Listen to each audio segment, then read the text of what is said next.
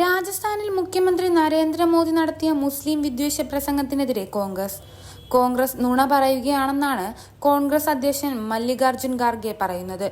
വിദ്വേഷ പ്രസംഗത്തിനെതിരെ കേന്ദ്ര തിരഞ്ഞെടുപ്പ് കമ്മീഷന് പരാതി നൽകുമെന്നും ഖാർഗെ വ്യക്തമാക്കി. ഇന്ത്യ സംഘം വിജയിക്കുമെന്ന് ആദ്യഘട്ട വോട്ടെടുപ്പിന്റെ ഫലം വന്നതോടെ മോദിക്ക് വ്യക്തമായെന്നും മോദിയെ അത് വല്ലാതെ ഭയപ്പെടുത്തുന്നുണ്ടെന്നും ഖാർഗെ ചൂണ്ടിക്കാട്ടി.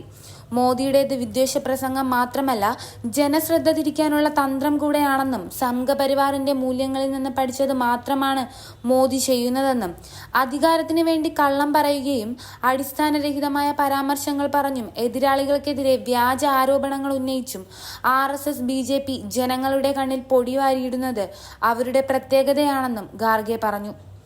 രാജ്യത്തെ 140 കോടി ജനങ്ങളും ഇത്തരം നുണയുടെ ഇരയാകാൻ പോകുന്നില്ലെന്നും കോൺഗ്രസിന്റെ പ്രകടന പത്രികയെല്ലാം ഇന്ത്യക്കാർക്കും വേണ്ടിയുള്ളതാണെന്നും അത് തുല്യതയെയും നീതിയെയും കുറിച്ച് വളരെ വ്യക്തമായി സംസാരിക്കുന്നുവെന്നും സത്യത്തിൽ അടിത്തറയിട്ടാണ് കോൺഗ്രസിന്റെ നീതിന്യായ വ്യവസ്ഥയെന്നും അദ്ദേഹം വ്യക്തമാക്കി.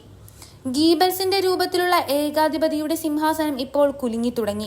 ഇന്ത്യയുടെ ചരിത്രത്തിൽ ഒരു പ്രധാനമന്ത്രിയും തന്റെ പദവിയുടെ അന്തസ്സ് മോദിയോളം താഴ്ത്തിയിട്ടില്ലെന്നും ഖാർഗെ എക്സിൽ തന്റെ പ്രസംഗത്തിൽ കൂട്ടിച്ചേർത്തു. മോദിയുടെ വിദ്വേഷ പ്രസംഗത്തിനെതിരെ കോൺഗ്രസ് നേതാവ് രാഹുൽ ഗാന്ധിയും പ്രതികരിച്ചിരുന്നു.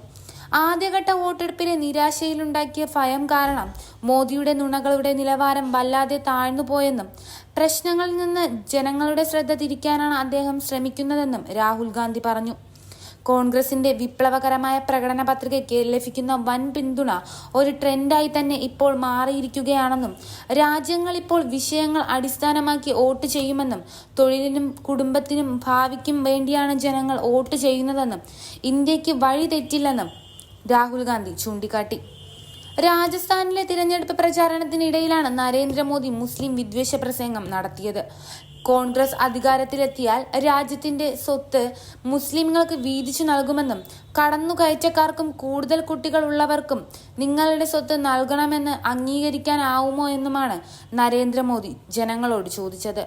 രാജ്യത്തിന്റെ സമ്പദ് വ്യവസ്ഥയുടെ ആദ്യ അവകാശികൾ മുസ്ലിങ്ങളാണെന്ന് കോൺഗ്രസിന്റെ മുൻ പ്രധാനമന്ത്രി മൻമോഹൻ സിംഗ് പറഞ്ഞിട്ടുണ്ടെന്നും ഈ സ്വത്തുക്കളെല്ലാം ഒരുമിച്ച് കൂട്ടി കൂടുതൽ മക്കൾ ഉള്ളവർക്കും നുഴഞ്ഞുകയറ്റക്കാർക്കും നൽകുമെന്നാണ് അതിനർത്ഥമെന്നും നിങ്ങൾ അധ്വാനിച്ചുണ്ടാക്കിയ സ്വത്തുക്കൾ നുഴഞ്ഞുകയറ്റക്കാർക്ക് നൽകണമോ എന്നും ഇത് നിങ്ങൾക്ക് അംഗീകരിക്കാനാകുമോ എന്നും മോദി ജനങ്ങളോട് ചോദിക്കുകയുണ്ടായി.